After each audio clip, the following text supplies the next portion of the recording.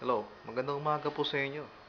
Ako po ang inyong kaibigan, si JD, ay nandirito upang pagbigay alam sa inyo kung saan ako naroroon sa araw na ito. So ngayon, nasa loob po ako ng printer room. Ito po yung ginagawa ko rito. Ito yung mga nagawa ko. Yan. Ito po. 10 years ko pong ginawa yan. Bago ko magawa to. Ito po yung printer na ginagawa ko rito. Yan. Marami pang problema to. Pero yung iba, okay naman. Pero yung iba, naghihintay pa ng pyesa at iba naman, talagang wala na. So, ito po, dumako po tayo sa production po namin. Lalabas po ko rito.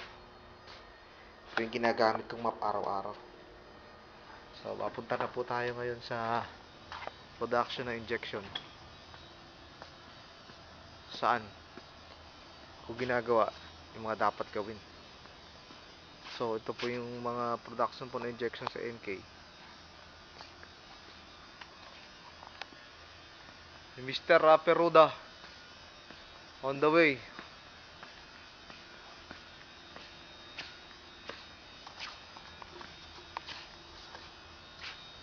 So, ito po yung injection panel. Ito pong injection molding machine. Ito yung panel na pipicturean ko. Alright, stop now.